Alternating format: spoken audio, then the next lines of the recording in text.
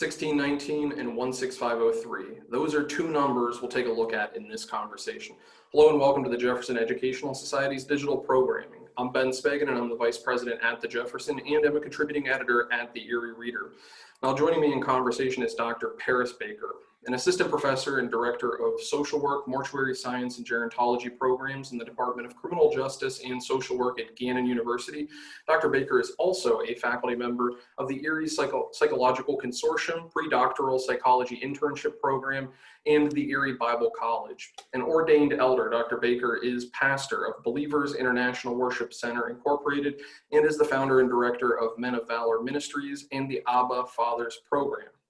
His research interests include African-American fathers, incarcerated fathers, non-custodial fathers, community and teenage violence, childhood poverty, and cultural diversity, individual difference, and inclusion. He is married and has 4 children. He is also the author of a pain-filled Polarized America, Reflections and Recommendations on Racism in the U.S. and in Erie, which he discussed in conversation with me 3 months ago on June 22nd.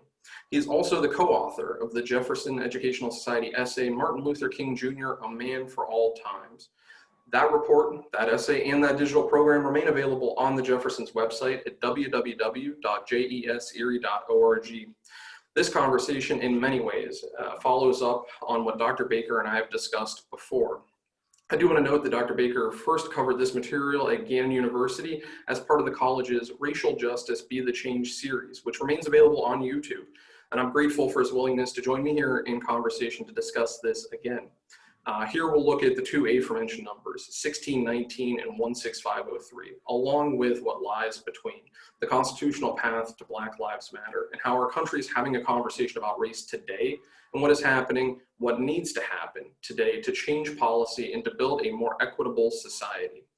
Since this program is first airing live on the Jefferson's Facebook page, we'll work our way through as many questions from you, the viewers, as we can as we host this event. If you have a question, just leave it in the comments section below. If you're watching or listening to a later broadcast of this event, please do feel free to send us questions and we'll do our best to get them along to Dr. Baker. And of course, for more information about upcoming Jefferson Educational Society programs and publications, please visit www.jeserie.org and like us on Facebook and follow us on Twitter and Instagram and subscribe to our YouTube channel. Dr. Parris Baker, thank you for joining me again for this conversation. Thank you for having me again. Looking forward to it. So Parris, before we get to those two aforementioned numbers, 1619 and 16503, I want to ask you a question that I've had a chance to ask several other scholars in past digital conversations we've hosted here. When somebody says to you, all lives matter today, Parris, how do you respond?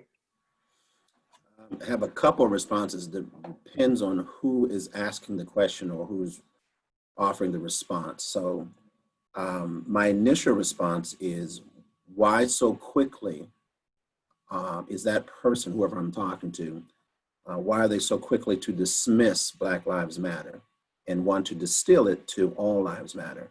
And to me, that's kind of a deflection or avoiding the real issue. And that can be unpacked so many different ways. Depending again on the person who I'm talking to, it might be weaponized discomfort. I learned that term from Robin DiAngelo, that I am now beginning to feel uncomfortable with Black Lives Matter. And so I don't want to talk about that specifically because there is a reality I may have to confront. And therefore, it's easier to talk about all lives matter. Again, depending on who's talking, another answer is all lives cannot matter until Black Lives Matter. Just depends on, again, on who the person is that's bringing that up. What I'm really, after getting past all that conversation is, why can we not talk about Black Lives Matter? Why is that in that conversation, do we have to change the narrative as opposed to listening to what a person might need to say about Black Lives Matter? I think it's more important to listen to it than to try to defend it or to try to explain it away. I think we could spend an entire hour talking about that, and I want to hear more about weaponized discomfort, and Mhm. I'll save that, and perhaps we can get back to it at the end. But I want to move along because we do have so much to cover. But I think that we can't do that without at least taking a refresher, a recast, a new look now at the report that you had written. So I want to go back to A Pain-Filled Polarized America: Reflections and Recommendations on Racism in the U.S. in Erie. You begin with a line I don't think I'm ever going to forget. America is weeping as a nation and as a people. From there, you discuss how the nation is fighting two viruses, and that too is not left to my mind. We're fighting COVID-19, we're fighting racism. Both, as you put it, are transmitted person to person, people to people through contact. And you offer recommendations of how to address racism both nationally and on the local scale. And I'd encourage people to go and read that document if they haven't, or reread it and see how things are changing as the conversation evolves. But I want to ask you about that cover image. You were there, a picture that captures a portion of folks who marched in Erie. You were there. Take us to that day. What was happening for you in that moment? And that was a very interesting and beautiful day. What was surprising initially is that so many people came. We only prepared initially for about 250 people. And it was designed to be a silent march, basically with clergy, to say that we are united in this effort against institutional racism. Surprise, surprise, 2,500 people showed up. And that just blew me away. And of all backgrounds, that was really amazing to see white, black together in addition to other groups. But for me, the issue typically comes down to white and black conflict. We tend to, I think, for a variety of reasons, integrate other groups into that conversation.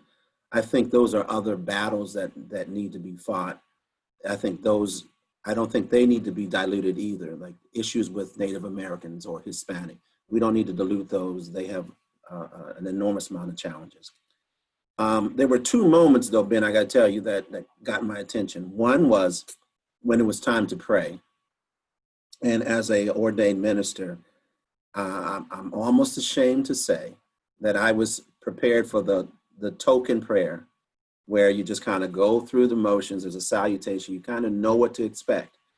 And when in this order, Bishop Persico, Bishop Rowe, and Derek Sanford went to the mic and said, "I want to apologize for the privilege."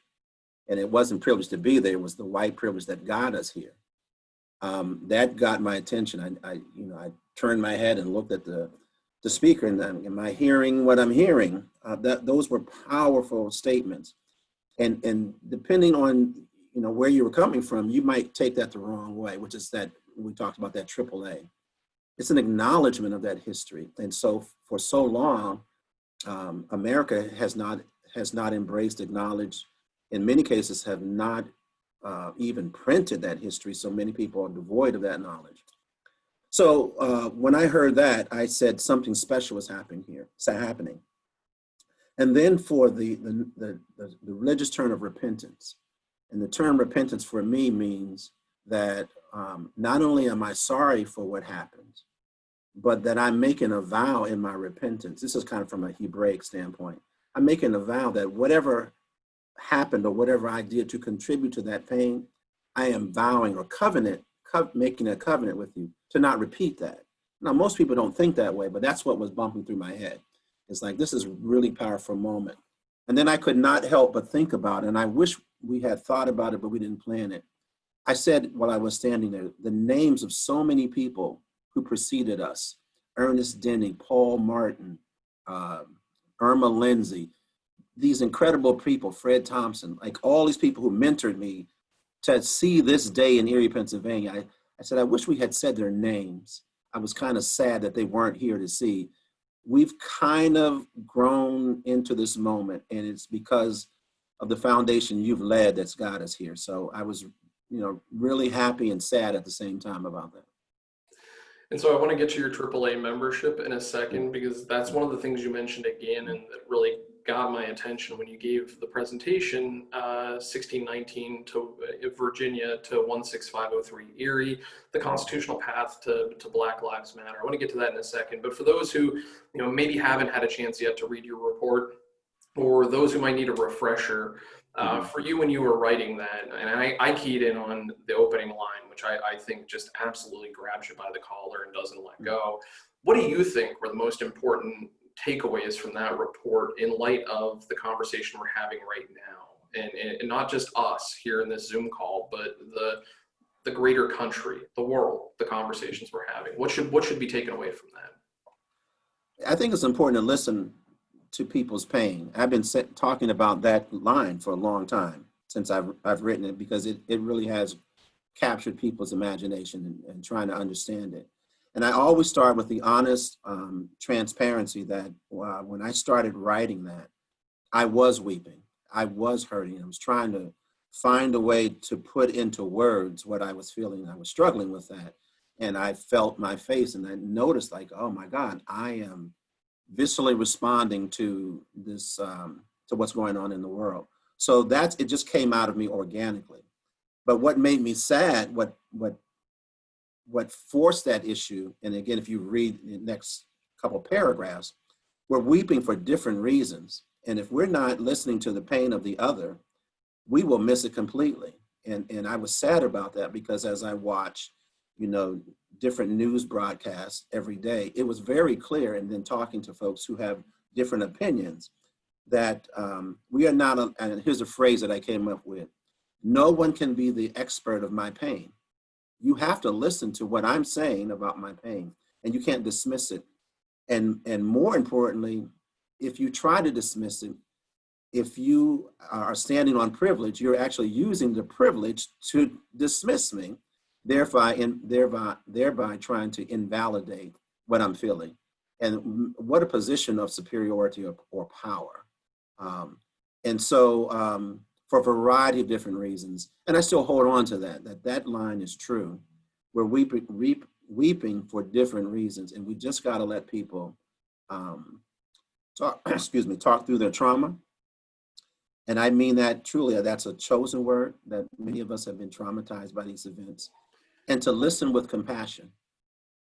Well, I think that's one of the things that I've picked up from you, and I've heard others say it, and that I haven't let go, is when you don't know what to say or how to say it, listen to other people, and let that not just wash over you, but work to absorb that, but just listen and actively listen, so that we can hear each other. That AAA membership, though, I want to get to that. You dealt with that at Gannon, and it deals with I think the struggle sometimes when we think about dealing with our own history, and you start with the first A of your AAA membership being acknowledgement, to acknowledge our history, that we don't necessarily have to apologize for it, because I think that's a rough issue for a lot of people. They feel like they're being forced to apologize something they feel they might have had nothing to do with, even though, as we talked about earlier, the idea of privilege, of getting to where we are because of privilege. People might not be aware of that, and so they feel like they're being forced to apologize. You use the word acknowledgement, to acknowledge history. Tell us why you started there.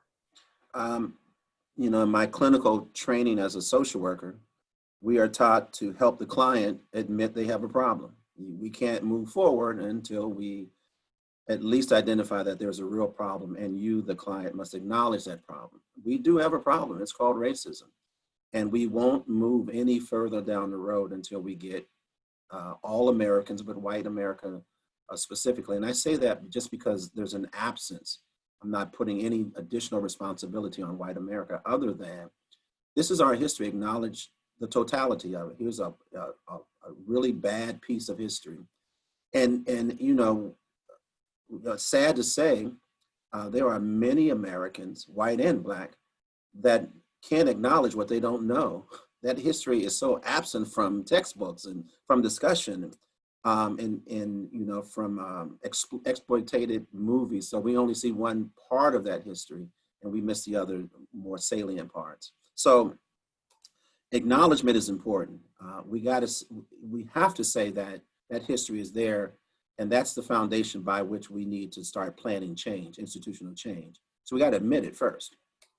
Well, I think that's a really big question to ask of, well, how do we begin admitting it? How do we begin teaching it? And maybe that's something we will have time to get to at the end. But I want to move on to the second A, which is actually apologize, that we are right to apologize for our apathy, another A. So I think that falls right in line with acknowledging a history that we're now aware of, but then also apologizing for our apathy if we don't take action or be part of the conversation. Talk to us about the importance of apologizing for that. Yeah, the second A is more of an introspective examination. You know, and I know that if there's a conversation that I don't want to be part of, sometimes I can just not say anything and withdraw from that conversation. When I have a very important contribution, whether that contribution is giving you my undivided attention to learning more about it, or my contribution to what I understand about it. And either way, if you should apologize if you withdraw from those uncomfortable conversations. Likewise, here again, I'm going to reintroduce that term, this weaponized discomfort, that you should apologize if you're using history in a way that it was not intended, whether you're revising it or whether you're trying to defend your position or what have you. There's so many different places where that apology becomes relevant and necessary. And so you don't need to apologize if you're not doing those things. So you might skip over that second A. There's actually 4 A's in there, or 5 A's. There's plenty to get in this triple A. So if you don't need to apologize, we'll just go to the third A. Well, and the third one that you mentioned in the Gannon presentation, and I'm glad this is becoming the quadruple or a pentagon of A's, or however you want to add. But the third one that you talked about was not agents of change, which is something I think we hear often, change agents, how to be that. You say agents of hope. Right. What's the difference? We focus on changing behavior. And again, in my clinical training, just practice is people change because of the motivation behind the behavior. So what's the behavior? And what I've discovered is whether you're on one side of the fence where you're arguing for or against Black Lives Matter or institutional racism, or you're on the other side where you're feeling the sting of that, you need to have hope. And what I'm finding is at times there is a diminishing hope. And so if there's no hope, there's no motivation for changing. So we have to focus on hope to get to become those agents of change. And as we get to 16503, I've done a lot of work there. And in qualitative interviewing, what I found is people wake up every day and say nothing's going to change. It's been this way for 20, 30, 40 years. And so I'm not going to speak for them and to say that they're giving up, but the level of hope that they have that things will change is sorely diminished. And so my job, rather than trying to get them to change behavior, is to try to infuse them or instill hope in them that you can participate in the change. And if you believe that, then you will become your own agent of change. Well, I think that that's one of the things that you cover well in the report, A Pain-Filled Polarized America, where you emphasize the line, the system is not broken. Right. And you go into a section with that. And you sir, are a creative, great teacher. I remember a program at the Jefferson. In fact, we talked about it on this last digital program where you had me hold a piece of paper and you used that as a learning opportunity. You've used Jenga as a learning opportunity. How does Jenga relate to the system not being broken in institutional racism? Absolutely. And I hope that we have some Jenga experts out there. I asked the question, how do you win the game? And most people say it's because you successfully move one block and place it on the top to build the tower. That's not how you win. You have to be the last person to do that successfully, then hope that the next person fails. And that's policy. The only way I can win is the next person has to fail. And that's built into the system. So if you want to play Jenga differently, you have to change the rules of the game. In America, if we want equality to be experienced or equity to be experienced differently, we have to change the rules of the game. And those rules are the Constitution. in one place, it's the Constitution.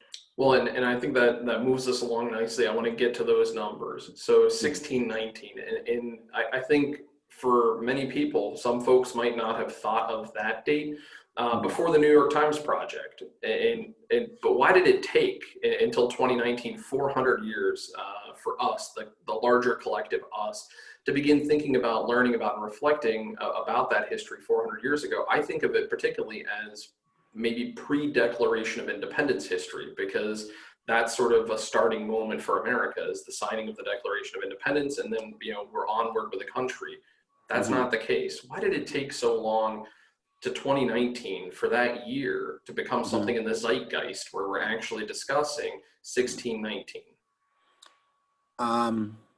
In a word, we were not listening. This is not the first time we've had this conversation or said that date is important. It just became irrelevant if it wasn't relevant to you. There's lots of commentary about, the Black Lives Matter movement tends to end up in violence and riots and those kind of things. We'll save that conversation later. But my comment is, that seems to be the only time that America listens, that we have to have protests, and it has to spill over. And then somehow dates like 1619 become important, that without those protests, would we have the conversations? So I don't want to say one is necessary for the other, but our behavior sure supports, that's the time when we have the conversations. And I think there's natural transition points, like the 4th of July would be a great time to bring up our history, because it's a sordid history. If I'm an African American, and I am, but in terms of the question, should I really be supporting July 4th independence when at the time of the Declaration of Independence and I was not free? Yeah, so that's why we have a Juneteenth, but most people don't understand what is Juneteenth, blah, blah, blah, blah, blah. But I think those are just great times to elevate our history so that we are having some common grounds for discussion. And I think those are, again, they're natural transition points in America. Thanksgiving, for example, is another, what are we thankful for? Blah, blah, blah. So.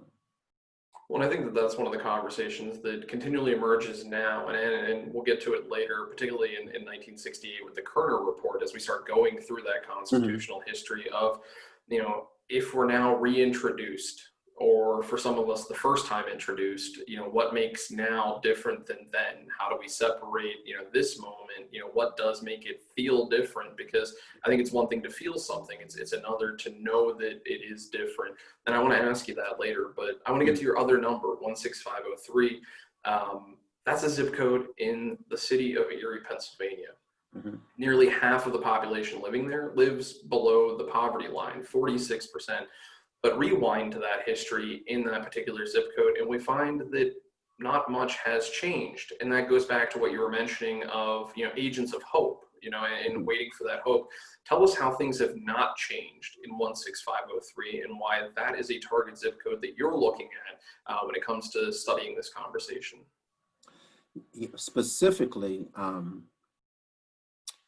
well, a couple of things, but starting specifically with home ownership, which is an incredible variable for intergenerational wealth. And when you look at, 46% of the people who live there live at the poverty level. So we're talking $25,000.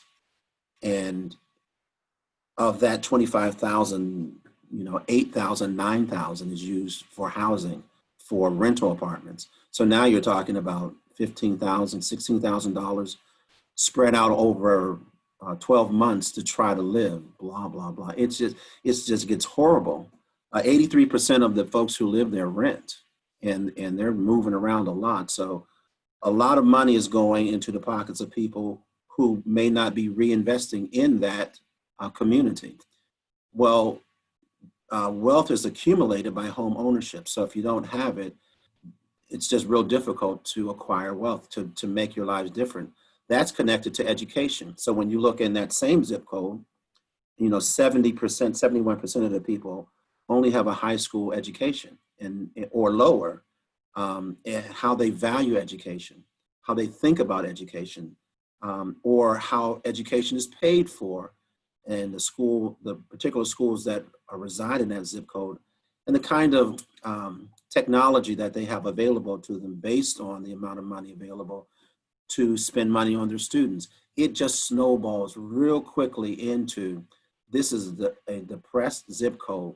And I've lived there most of my life, not all of my life, 62 years on the planet, and short of maybe 4 years, I've lived in that zip code. So it's not something I just study in terms of the data. It's something I've experienced personally. And the poverty has been there. This is not a new thing. And I think that's one of the challenges too, when we think of the idea of losing hope and having to wait, for something like that. But let's real quick, just for comparison's sake, take a look at the differences between 16503 and 16506, Erie's most affluent zip code. Mm-hmm. How does that stack up in terms of demographics? What do we take away from that when we look at just one pocket of people versus another pocket of people living in the same city, being part of the same larger community? Yes. And that's important the way you said it. The same municipality, in the same city, you have $40,000 median income disparity, $63,000 versus $25,000. And everything then spins from that. The graduation rate, high school graduation rate, is about 97%. So you can say almost every student attending a school in that zip code will graduate from high school. Most go on to college. And by the way, I am not demonizing folks who live in that zip code. People like, do I have a vendetta against them? No, I don't. It's for comparison, because we're talking about the same city. Literally, you can drive from one part of that zip code into another in 10 minutes. They're not that far apart, okay? But it's like night and day. And here, let me just cut to the chase so that when I make these next comments, they'll make sense. The Erie Refocused Comprehensive Plan has, to me, a very disturbing paragraph, a couple paragraphs in it. One is that we should not socially triage or economically triage these communities. So you have the Frontier Park, which is the most affluent community in Erie, that's designed to get the most resources. Well, they already have a lot of resources. Why should they be first? Conversely, the report says that we should not invest, we should divest, that we should take all those homes, we should knock them down, turn it into green space. What's absent from the report, and I'm not knocking the administration who developed that report, my question has always been, the report does not say anything that you're going to do with people. If you're going to displace those people, where are they going and what happens to them? And I wish the report had some commentary about, here is the plan for the people. These are all economic decisions. Well, as soon as you say economic decisions, it takes me back to 1619, which were all economic decisions about how we're going to treat people who are different than us, happen to be Black, okay? It's an interesting piece of data. 1/3 of the zip code in 16503, 1/3 of all those people are African Americans. But 1/3 of all the African Americans who live in Erie live in that zip code too. It's an interesting number. And then you have 14%, I think 12 or 14% Hispanic. So almost half of the community are Black and brown folks. And when we say this is not an issue, we want to be a colorblind society, it's not an issue of race, I go, really? Talk to me again about these numbers. You got to be kidding, okay? And then that stuff, it just snowballs into so many other issues. And I want to bring up what I think is an important one, Ben, and that is the lack of mental health services, which I think is connected to poverty, because people don't see the need, or they are afraid of the stigma of mental health.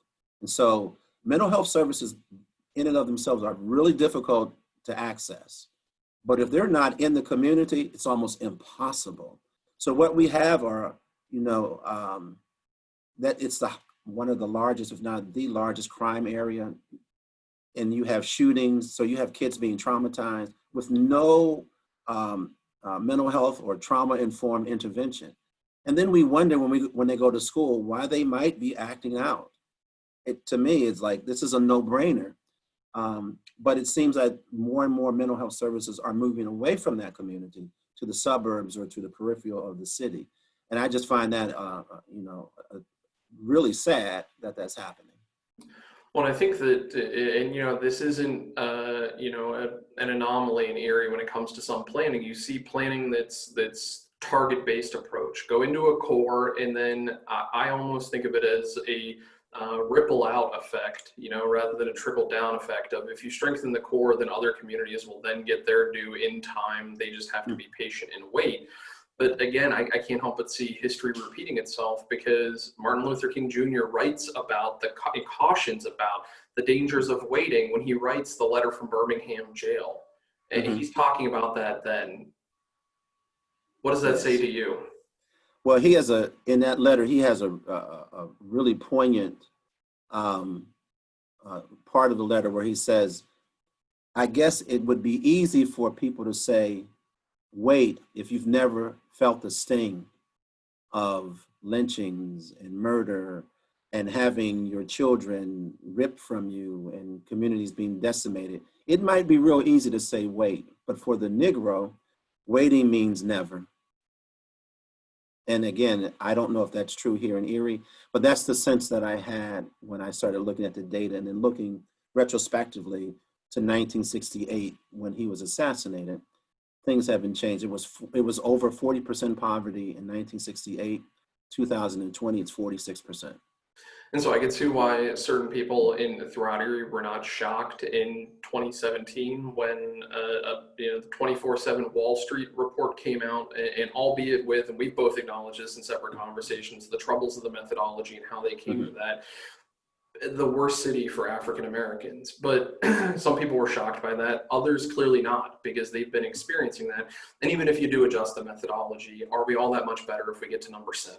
If we're still, or if we celebrate the following year, well, we're not on the list, but where are we? What is our rank if we're not thinking about that?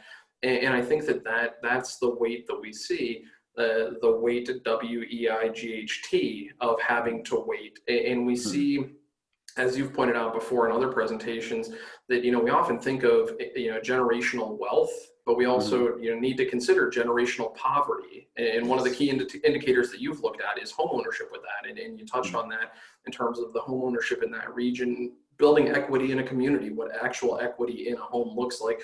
But I want to move us along in our history lesson here in the constitutional paths to Black Lives Matter. And I want to take a look at the Declaration of Independence. We talked about that, but I also want to balance that, or weight that on the scale with the Vice President of the Confederacy, Alexander Stephens' cornerstone speech. One declares freedom, yes, complicatedly for men and only certain men. And the other says, though, a new country, the Confederacy, is founded on the exact opposite. The people are, in fact, not equal. It is honest in its treatment of its vision of people are not equal. Specifically, and I quote from this, its cornerstone rests upon the great truth that the Negro is not equal to the white man. Slavery is his natural and normal condition. A large chunk of history exists between the two, and closer to the former, we've got the 3/5 compromise, where we see inequality in action, and closer to the latter, the Dred Scott case. Let's start and dive into the second half of your title. Let's discuss that constitutional path. How are we making sense of our history as we're acknowledging it in context of the Declaration of Independence as one starting point, and right now for this part of the conversation, the cornerstone speech of the Confederacy as the other end of that? Well, how much time do we have? I was gonna say that's no easy question. But, you're looking at this, and we need to acknowledge our history. What do you point us to if we say we're either unaware, we're apathetic, or we haven't paid enough attention and need to pay more? Where do we start? One of the things I go to right away was America's discontent with mask wearing, and that it was a violation of our constitutional rights. We should have the right to decide whether we're going to wear a mask or not. And 3 months after, there were governors declaring that we're going to be a mask-wearing state, people had stormed, primarily white America, stormed state capitals, threatening governors, open arm carrying weapons with flags flying saying 3 months of oppression. And I go, 3 months? What about 400 years? My God, it only took 3 months for you to get to those steps. And what shocked me was people could not see the relationship with we're protesting because we want something to change.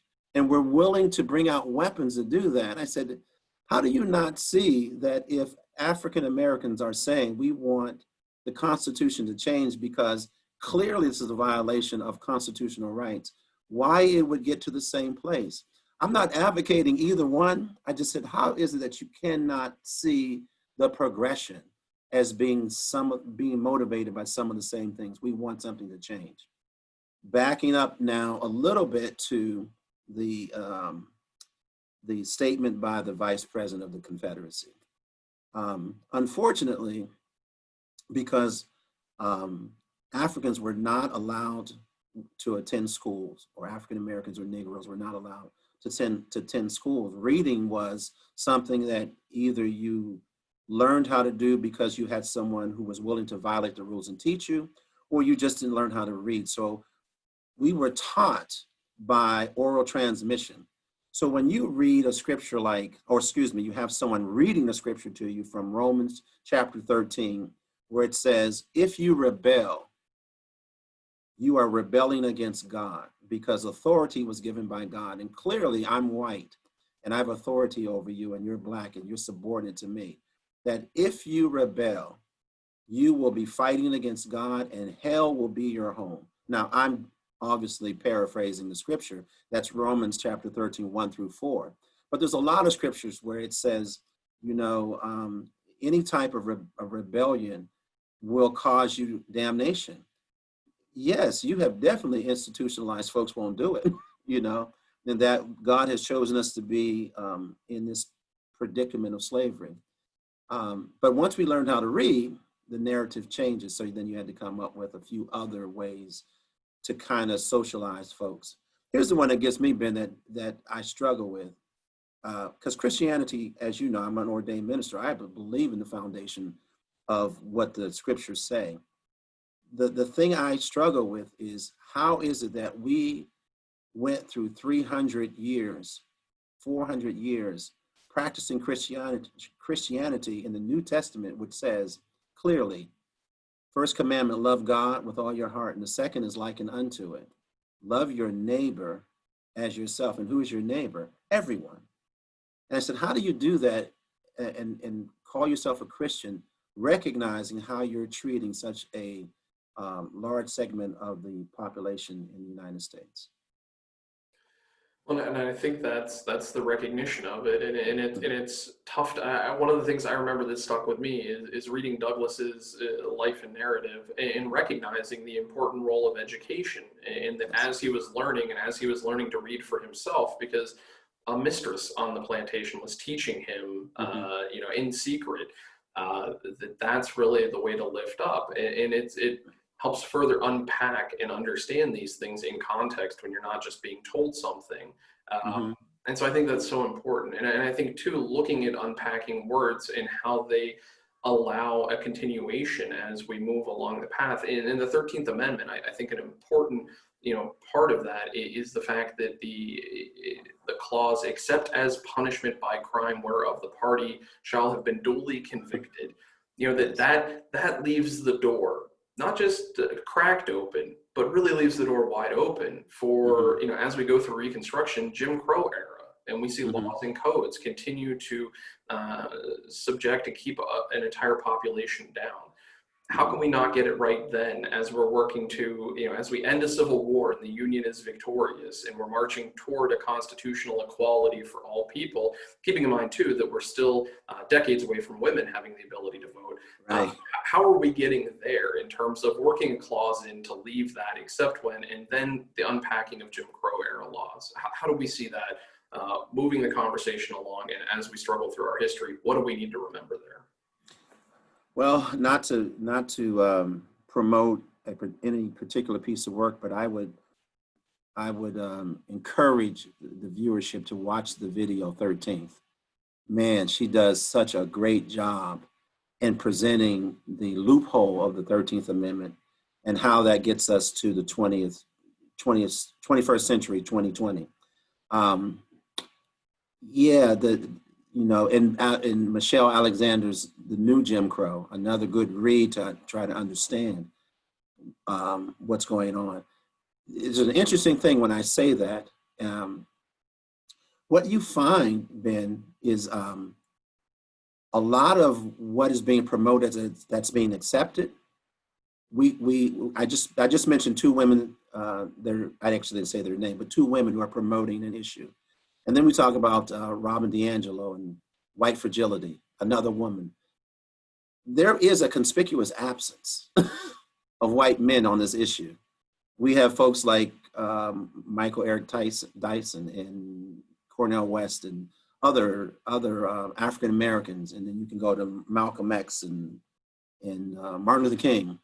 But if you were to do a poll of white men who are leading the charge on this issue, you might be hard pressed to find more than a couple names, particularly contemporary names. And which, by the way, I'm going to kind of circle back to the third A or the fourth A, whatever, because the third A or the fourth A, whatever, is to be an advocate and an activist. So if you weren't apologizing in the second A, you might have to apologize for not becoming an activist or an activist, either lending your voice or lending your body to the struggle of change. And one, I think there's in the article, I talk about being reflective and reflexive. We do a lot of thinking about it and a lot of talking about it, but that talk, according to King, has to become direct action. If we go back to his letter, that was his critique of the 8 white clergy who said, let's slow down and let's use gradualism and so on and so forth. And he said, we can't do that, and we need your voice, we need your body to be present. So as we now go back, when we look at, the incarceration of African-American men, and for example, how did we ever pass a law that said crack cocaine will get a sentence 100 times greater than powder cocaine, and not see the connection between Black men and white men? At the highest level, court levels, judges did not recognize that as an issue, or mandatory minimum sentences, that we did not see the proliferation of African-American men storming into jail because they wanted to be there. It ripped families apart. And again, a different part of my work, the decimation of homes because African-American was missing. Senator Daniel Moynihan wrote a disturbing piece of work, depending on how you read it. He said the pathology of the Negro family is connected to the absence of the African-American father, yet he did not talk about discrimination in terms of employment or these Jim Crow laws that incarcerated so many African-American men. And with the Moynihan report, I'd point to Andre Perry, who we had a conversation with here, a digital conversation, who wrote about it in Know Your Price, valuing Black lives in Black cities, and understanding the implications of that report and what that can do to a community. And we see, Jim Crow era laws and then new Jim Crow era laws of how war on crime becomes, war on drugs, and how that's unequally weighted and targeted at certain communities.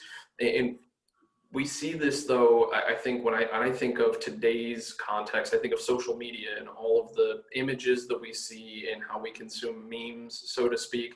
Mm-hmm. We were sharing images that were normalizing hate and violence toward a particular population by sending out postcards. We had postcards going out. You mentioned that in your report. Talk to us a minute about the important role of the normalization. And this does not sit well in my mouth at all to say, but how I interpreted the celebration of lynching, of seeing people in their Sunday best attending this on postcards. That's our history. Yeah. And again, that's part of the pain-filled, polarized America, is if you are honest, you can't look at that. those postcards and not feel hurt, pain, depending on what side of the ledger you're on, shame. That's crazy or dehumanizing. Here is part of the struggle. Again, in my communication with students of any color, but white students, what if you were present in that crowd? You would have been socialized to believe that was okay, that mom and dad brought you here and we got the Sunday's best on and we got picnic basket and this is what we do. So you walk away from that.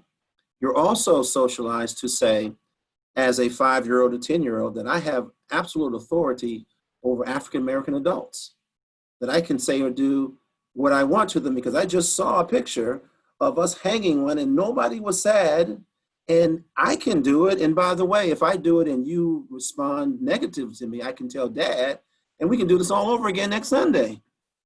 That is a incredible history. So when we talk about the impact of whiteness and white privilege, man, what an environment to be raised into and not even have an inkling that what I'm being taught is absolutely antithetical to the Constitution, to the Christianity that supports that Constitution, or to being human.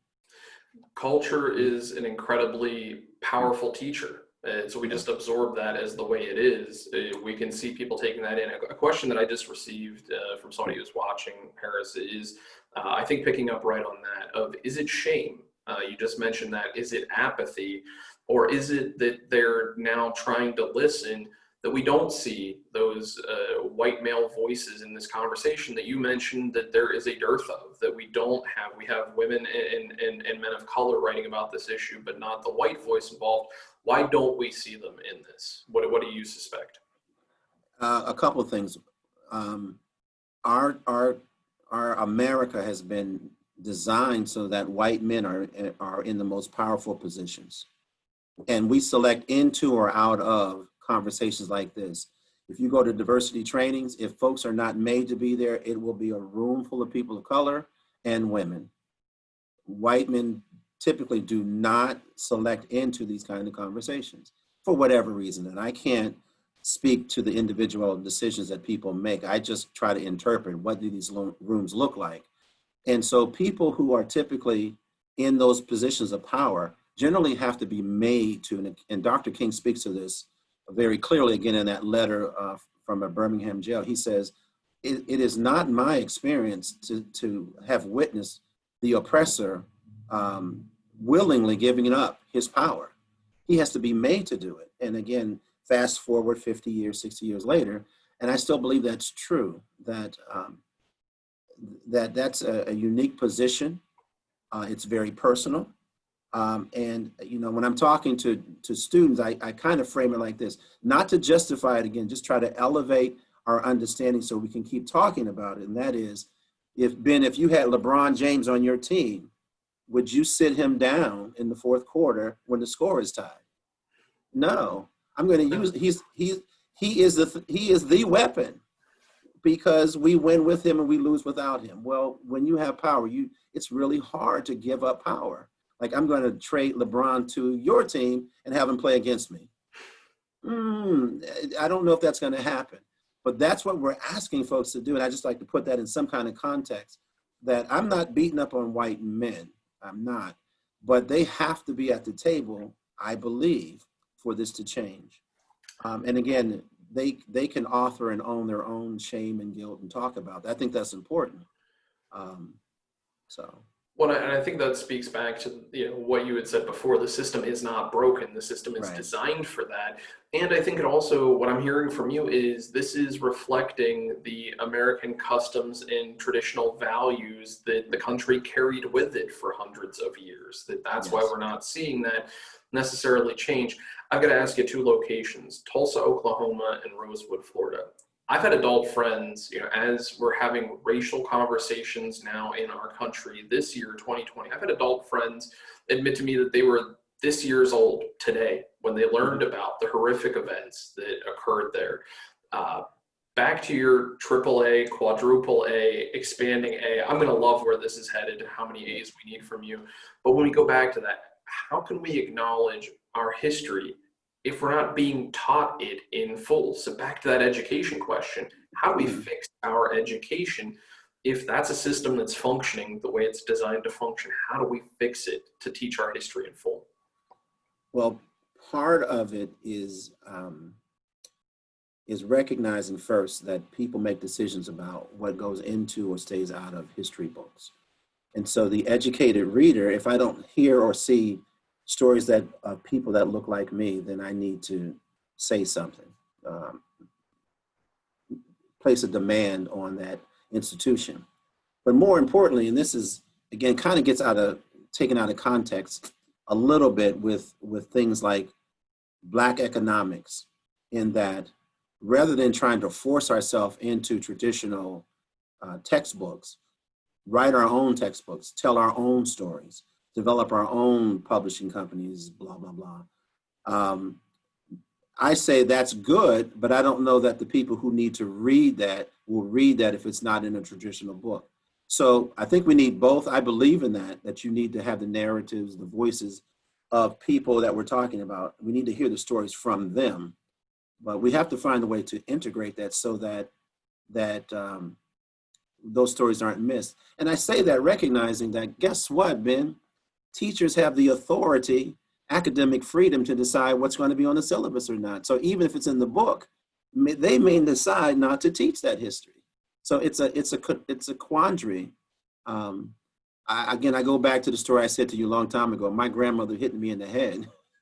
You're going to learn your own history. You're responsible for it. Learn your own history, no matter the cost. And I think we have to socialize people to do that, and then share it with again, I'm so honored to keep having these conversations with you, because clearly we are in one sense so different, although we both wear glasses, white and black. But that we've forged a friendship where we can have honest discussion and dialogue about something that's really complicated. Well, 4 years ago, I didn't even know you, okay? And look what's happening. And I always point to that, when you asked the question before, what can we do? I always leave people with this very simple answer. Go intentionally to someone who's different than you and make a friend. Yeah, start a conversation. That's a good place to start. Well, and I think follow that up with, keep in mind that L word, listen, start the conversation and listen to the other person and take that in. Another audience question that we've got coming in, Parris, is asking about education and now looking at something that just happened, in recent days. President Donald Trump announced he'd like to launch by executive order the 1776 Commission. And in that, he spoke against critical race theory. This person is wondering if that doesn't lump out people who want to experience the biased history that this gives them, this feeds to that, a biased history, and doesn't turn their attention toward the triple A's of being able to acknowledge full history, to be able to apologize for, when they've not been actively involved as they could be in shaping that conversation, and then to be agents of hope and to be advocates for, muted voices that haven't been at the table. Is this turning people away from the A's and back toward their biased history? What do we see happening right now? Man, what a good question. So I'm going to give a political answer first. Vote. Yes. If he's not there, we may not have to address this. However, if he is there, this will become a very real issue. And it's not just the president. I'm going to be clear. I get as close to the political line as I can get. But you're seeing the Senate acting in ways that I have never seen the Senate act in what I call hypocrisy, in making statements for and against something literally in a couple of years. Okay, I'm talking about the now vacant Supreme Court seat. So who can you trust anymore relative to the design of education and how we look at issues of race and gender and sexual orientation? Because all those are going to become real. At some point, it's not going to just be race. It'll be a lot of other things. There'll be a lot of pushing forward on civil rights and human rights. So we need to have the voices of the critical race theorists.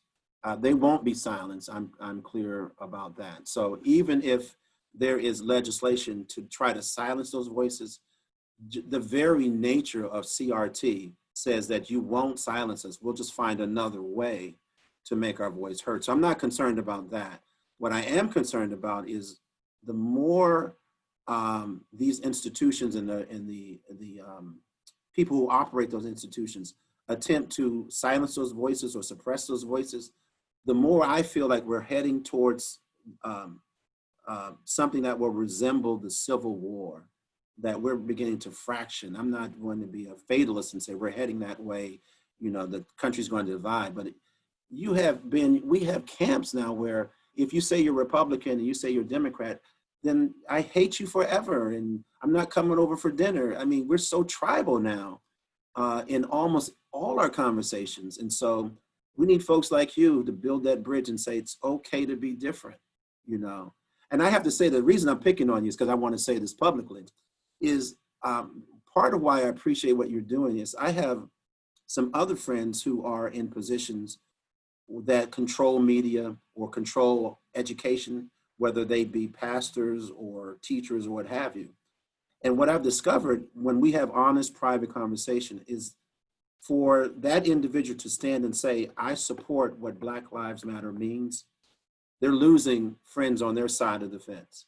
They're losing congregants, they're losing membership. And they're willing to stand and say, I still believe that this issue is right. And so I'm not changing, even if I happen to lose you as a friend or as a colleague or as a worker. And to me, I'm sorry that the loss of those things are important to you and they happen, but I so applaud that there are individuals who are saying, I'm going to stay the fight, I'm going to stay the course, because that's what we need. We need folks to stay in the fight for the long haul. Well, and I think that that's one of the things that I want to go back to something I mentioned earlier. It feels different, and I hear people saying it feels different. I mentioned the Kerner Report, and that came out in 1968, and I mentioned, the country then was moving in, two separate unequal societies. And in caution, if we continue toward polarization, it destroyed basic democratic values. And there we're looking at it in a context of race. Here we're looking at a context of ideology and principle. If you're not rooting for my team, then you are against my team. If you're not part of my team, I must crush you. We're back to Jenga, aren't we? Yes. If I have to win by your loss. And so I guess as we're ending, the time here, and Dr. Parris Baker, we always have so much to talk about and so much to cover. What does make this feel different in 2020, the Black Lives Matter movement? I've heard from more than one person smarter than I am, more observant than I am, say it feels different, from the 90s, the 80s, the 60s. But here we are. We have Breonna Taylor, George Floyd, Jacob Blake. Not all that long ago, we had Tamir Rice, Philando Castile, Rodney King. We've had the names. We had Emmett Till. We've had, Rosa Parks. We've had so many names. Is this different? Are we at a different juncture where the country is going to work at resolving our constitutional path toward equality, equity, and making sure we do celebrate Black Lives Matter so that all lives can matter? Are we any different now than we were in the 90s, 80s, 60s? Rewind the decades. Yes, we are very different. In one sense, we're still the same in that, there are so many names that you didn't mention. One names that we know and the unspoken names. I went to the Civil Rights Museum in Alabama and I was blown away. They have a memorial to kids, name A, 12 years old, 13 years old. And it's filled with hundreds of names of people, of young kids, teenagers who participate in the movement that we never mention their names. So we give honor to them. What is different about this time is this device. In the past, we could ignore, oh, that's not happening, or that's in some other part of the country.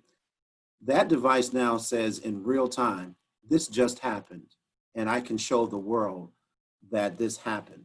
Now, here is the struggle. I still believe, again, let me just finish the statement of hope, because I have a caution. The hope is that, I've said this about Erie, in that what makes it feel different for me in Erie is we have in almost every important position, people in those positions saying, I want to work for the same cause. So in government, in policing, in the social sector, in healthcare, we have a lot of people saying, how can we work together? I've never seen that. Again, the march in Parris Square was evidence of that. I've never seen, 4 bishops of different denominations standing on stage at the same time, all saying the same thing. So, wow, we have a window of opportunity. I think the window will close if people fatigue. And how will we fatigue from this issue? We can talk about it too much without progress. And so it will feel like it's not moving if somehow when we're talking about it, we cannot talk about the progress that's being made. And it'll be real easy to slip back into, oh, it's the same old, same old, same old, if we can't talk about progress. Here's the hope, and why I so encourage everyone to keep talking about it. The hope is you, the hope is me. The more we keep talking about it and making one additional friend, it's like the critical mass. If I want to use community herding, if I want to use that analogy of the virus, if all of us have it, okay, then we kind of eliminate it. Well, if we all believe in the same thing, those who are in white supremacist or in positions of oppressing other people, what have you, if we have more people saying that cannot happen in my community, and that's what I believe is happening. Again, where did those 2,500 people come from? And most of them were white. Is people are saying enough is enough. But we will get back to business. We got to go to school. We got to go to work. And if we hear 2 months, 3 months from now, this is not changing, we can fatigue from it. There is this thing called race fatigue or race exhaustion, that the problems are fixed. Why are we still talking about this? The problems are fixed. Why are we still talking about it? Yeah, so I am very hopeful. I'm very hopeful. The last thing I'm gonna say, I'm gonna be kind of pastoral here. What really drives me here is my own personal faith. And I cannot believe for a nanosecond that God is going to idly sit back and just allow us to continue to behave this way. What we're doing does not represent who he is and why he came from heaven to earth. So there will be some intervention at some level. I don't know what he's going to do, Ben. I'm not sure. I'm not sure. I'm not God. He hasn't told me that. But my hope is in him, not in Ben or Parris. It's in the Christ who came to give us an opportunity to change this. Well, Parris, I got to say, what he's done is he has given us you, and you are here in Erie. You are making a difference. I'm energized. I'm going to fight the exhaustion and make sure I'm not feeling that at all or fatigued during that. And every time I get a chance to talk to you, I feel more energized and I want to get there and move forward. I want to thank everybody who put questions in the comment section, everybody who watched along at home. I say so that we don't fatigue or become exhausted. Let's check back in before those 2 to 3 months and let's talk about this again. We blew through the 20th century, plenty of history to unpack there and work you're doing. But Dr. Parris Baker, Gannon University professor, sociologist, pastor, author of A Pain-Filled Polarized America, Reflections, Recommendations on Racism in the U.S. and Erie, and a man of so many more accomplishments. Thank you for taking the time for this conversation. Appreciate you, man. Thank you. Love you. I love you too. And thank you for all of you watching along at home. We're so grateful for that. Again, if you have follow-up questions, send them our way and we'll continue to keep the conversation going.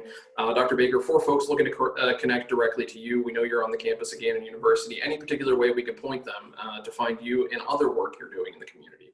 Yes, BAKER002 at gannon.edu is a direct email to me. And my wife might feel bad about 814-434-9992. Everybody in the world has that number. I put it on my syllabus. I have students 25, 30 years from now still calling me. I don't change the number because I want to be accessible. So you can get me that way too. And that's why we appreciate you so much, Dr. Baker. Thank you, folks. Thanks for tuning in. To find out more information about upcoming and past Jefferson Educational Society programs, as well as publications, head over to our website, jeserie.org, and be sure to like us on Facebook, follow us on Twitter and Instagram, and subscribe to our YouTube channel. For the Jefferson Educational Society, I'm Ben Spagan. Be safe, be sound, and thanks for learning with us.